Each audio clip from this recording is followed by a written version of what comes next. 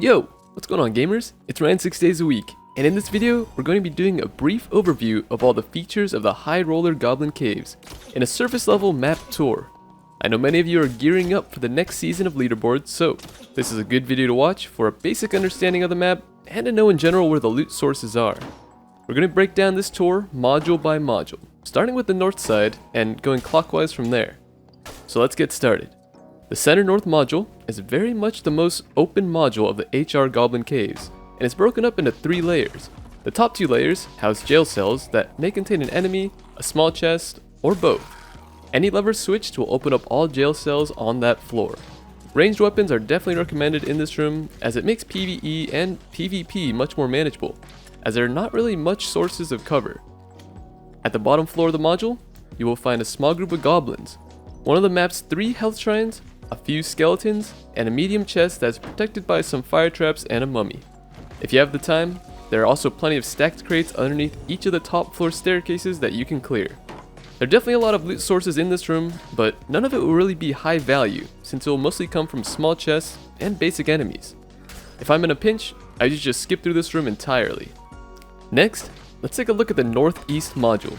This module is only a single floor and primarily contains goblins and bugs.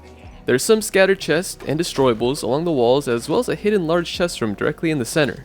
To access the center loot room, just pull the levers on either side and break the barricade. What really makes this room special though, is the static staircase escape, which opens at a random time later into the match. Just be cautious of the mummy that spawns there, as it has potential to body block you if you aren't expecting it. Moving on, we have the east module, which is only accessible from the top floor of the bordering modules. Here you will find a perimeter of goblins that guard 2 large chests on either end of the module. If you decide to cross through the pistons, you will find a small room with a health shrine, some goblins, and an elite giant centipede. You can use the same circle strategy on this centipede that works on its normal variant. Just know that it does have much more health, so plan your time accordingly. Below this room is a lion head's chest and an entrance to the double worm room, which I actually often avoid. There's another lion's head chest at the end of that room, but these worms do take quite some time to kill, and they'll constantly burrow and body block each other, so I recommend just skipping them. Oh, and if you fail the piston trap, you end up getting knocked down into there, so just be prepared to run east to escape if that happens. Now we have the southeast module, which I haven't really found too much loot in. The upper level, which is the outer border, leads you through some goblins and a few chests, but not much of anything else. The lower floor, which can be accessed through a trapdoor triggered by this statue, or a pressure plate if you're on the other side, has a few more chests and basic enemies. There are also stairs that will lead you down here if you're coming from the entrance that connects this module on the northwest side. Next, we have the south room, which is also a bug-dense room broken into 2 floors. The top floor has a few goblins and chests, which is fairly easy to navigate. The bottom floor contains over twice as many chests, but is a bit more difficult to navigate. You get down there by jumping through the center, or by taking the ramp on the west side. At the bottom, you'll find yet another giant centipede, and a number of spider pots. Along with the mentioned chests, you'll also find many ore deposits. It technically has the chance to spawn up to 33 nodes, according to the last map update on the Spells and Guns wiki. This in fact makes it the most ore-dense module in the entire game. When you're done down here, you can take the lift in the center back up to exit. Now, for the southwest module, which is also broken up into 2 floors, the top floor is where you will spawn in this module and is really just a series of rooms and skeleton spawns. It is a very basic area, but just be cautious as the hallways are quite narrow, so there's high potential to get boxed in.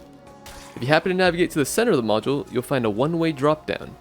Here you will find a skeleton mage and a large number of melee skeletons. Down here is also the mystical gem room, which spawns a loot pile and a number of large chests. We'll save that for another video though, since right now it isn't really worth the cost, as you're relying on getting this specific spawn. Once you're finished down here, you can switch this lever to reveal the exit and head up the ramp. This brings us to the west module, which is yet another 2-floor module. The upper floor is just a ring of small chests and goblins, all with the view of some large chests and a big pile of gold in the center. To get to those chests, you can switch this lever located on the eastern side and then drop down. There are a few skeletons and a high number of spike traps, so be sure to have torches on you, as it can be tricky to navigate in the dark. Of the 2 chests that spawn here, one is almost always guaranteed to be a lion's head chest. To navigate back up to the upper ring, just travel to the west end and flip this switch. I do recommend clearing the upper ring ahead of time if you do want to travel to the center, since the number of goblins on the western side may get a little bit overwhelming if you don't leave yourself that much time. Next, we have the northwest module. I actually do not spend too much time in this module since I never get a favorable circle, but there's a large number of floor treasures for you to pick up if you're looking.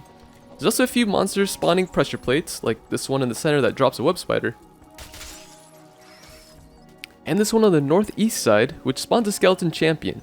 In this room, you also find the map's final health shrine, also surrounded by some floor treasures. Towards the center of the room, you'll find an underground tunnel that links to the other end of the module, which contains a few spiders. There's also another giant centipede spawn towards the southwest side as well, but it is far on the edge, so only take it if you have the circle for it. I, for some reason, just never do. Finally, we have the center room, which is quite similar to the west module in the normal Goblin Caves. This room is just a series of suspended walkways and houses quite a high number of goblins. At the bottom floor, you can find ores, small chests, and a goblin mage loot room, which for some reason doesn't really spawn much of anything at the moment. At the top, you can find another loot room and a few cliffside ore spawns. Just know that the ores in High Roller have double the mining capacity compared to the normal maps. So instead of getting 3 ores per node, you can mine up to 6. For me, I don't spend too much time looting this room since this is usually where the PvP happens, so I just show up with that goal in mind. Oh, and if you hear someone fighting the cave troll, or plan on taking it yourself, you can navigate to that boss room at the bottom of the west side, just down the ramp. Alright, I hope this gives you a good overview of the High Roller Goblin Caves layout as we begin Season 2 of Early Access. If you have any questions about navigating any of the modules in particular, please feel free to leave a comment below, or ask me live if I'm playing. Thanks as always for watching, and I'll see you in the next video.